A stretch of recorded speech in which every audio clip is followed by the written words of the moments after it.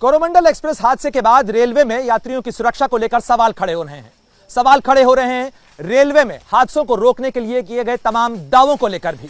सवाल खड़े हो रहे हैं रेलवे में एंटी कोलिजन सिस्टम कवच को लेकर भी। पूर्व रेल मंत्री ममता बनर्जी के अनुसार अगर कवच होता तो यह हादसा नहीं होता। हालांकि रेलवे बोर्ड और रेल मंत्री इन दावों को खारिज कर रहे हैं। ऐसे में आपके लिए जानना बहुत जरूरी हो जाता है कि आखिर यह कवच सिस्टम है क्या।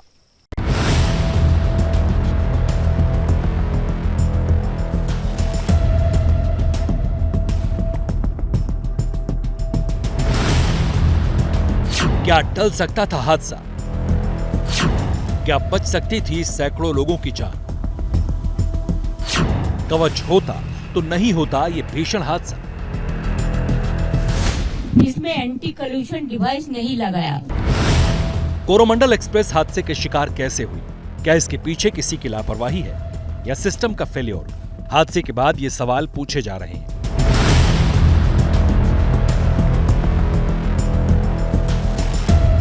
हादसे में जान गंवाने वालों के आंसू पोंछने के बहाने सिस्टम और सरकार को भी कटघरे में खड़ा किया जा रहा है।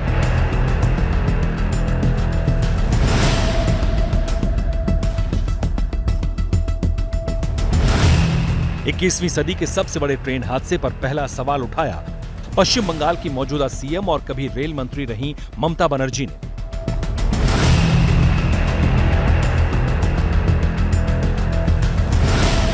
हादसे के बाद पीड़ितों से मिलने ममता बहनगा बाजार स्टेशन पहुंची तो उन्होंने ट्रेन सुरक्षा को लेकर सवाल उठाए।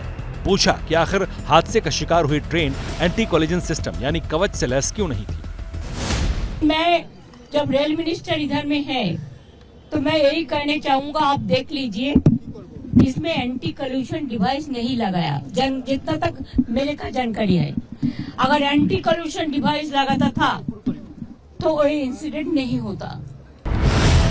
ममता के बयान के बाद एंटी कोलिजन सिस्टम यानी कवच को लेकर चर्चा शुरू हो गई। सुरक्षित ट्रेन यात्रा के दावों की हकीकत पर सवाल खड़े किए जाने लगे। दरअसल कवच एक ऑटोमेटिक ट्रेन प्रोटेक्शन सिस्टम है। ये कई इलेक्ट्रॉनिक डिवाइस का सेट होता है। ये तकनीक micro processor, global positioning system और रेडियो संचार के जरिए जुड़ी रहती है। ये तकनीक एक निश्चित दूरी के भीतर उसी ट्रैक पर दूसरी ट्रेन का पता लगाती है। दरअसल कवच एक टक्कर रोधी तकनीक है जो कि हादसा रोकने के वक्त ऑटोमेटिक ब्रेक लगाने में सक्षम है। इस सिस्टम को भारत में ही बनाया गया है और इसकी कई राउंड टेस्टिंग भी हो चुकी है। कवच के बारे में भी मैं आप लोगों को सबको समझाना चाहूँगी कि सबसे पहली चीज़ जो कि we should be proud of कि ये एक इंडिजिनस डेवलपमेंट है। ये भारत का अपना बनाया हुआ सिस्टम है जो कि एक एंटी कोलिजन सिस्टम है। फिलहाल साउथ सेंट्रल रेलवे नेटवर्क का 1455 किलोमीटर का हिस्सा कवच के तहत आता है। देश के दूसरे हिस्सों में रेलवे ट्रैक को कवच की सुरक्षा मुहैया कराए जाने की कोशिश है। सवाल अब भी वही है कि क्या कवच होता तो हादसा टल सकता था?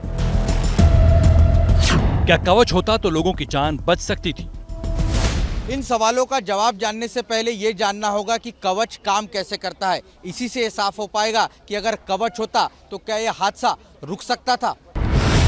कवच सिस्टम जिस ट्रैक और रूट पर लगा होता है, ट्रैक पर चलने वाली ट्रेन के मूवमेंट को भी मॉनिटर करता है। ये सिस्टम तब एक्टिव होता है जब एक ट्रैक पर दो ट्रेन आ रही होती है। अगर कोई लोको पायलट किसी सिग्नल को जंप करता है तो कवच सिस्टम एक्टिव हो जाता है। कवच सिस्टम के एक्टिव होते ही ट्रेन के पायलट को अलर्ट पहुंचता है। कवच सिस्टम ट्रेन के ब्रेक का कंट्रोल भी ले लेता है। अगर ट्रैक पर दूसरी ट्रेन आ रही होती है तो कवच सिस्टम दोनों ही ट्रेनों को एक निश्चित दूरी पर रोक देता है।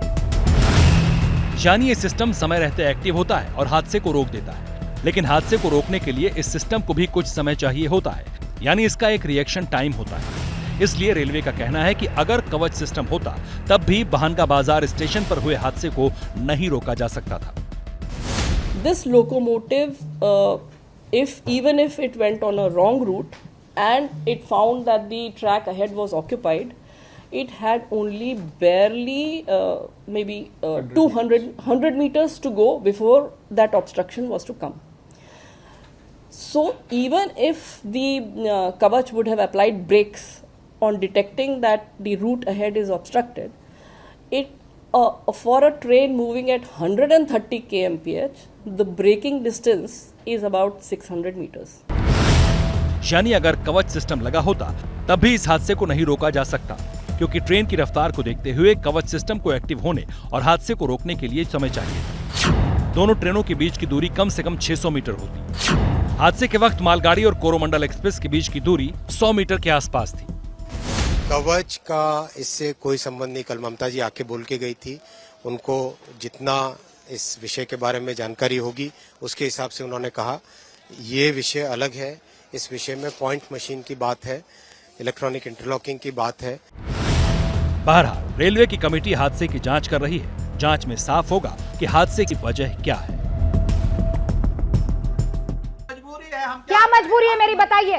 मैं अभी आपको बताती हूँ कि मैंने ओए होए होए होए नमकीन के चटकारे लेते हुए टकटकी मार के डिबेट शो को पॉज रिपीट कर करके देख रहे हैं जोगिंदर जी। इनकी तरह आप भी देखें अपनी फेवरेट डिबेट्स को रिपीट कर और डाउनलोड कीजिए एबीपी लाइव ऐप अपने स्मार्ट टीवी पर।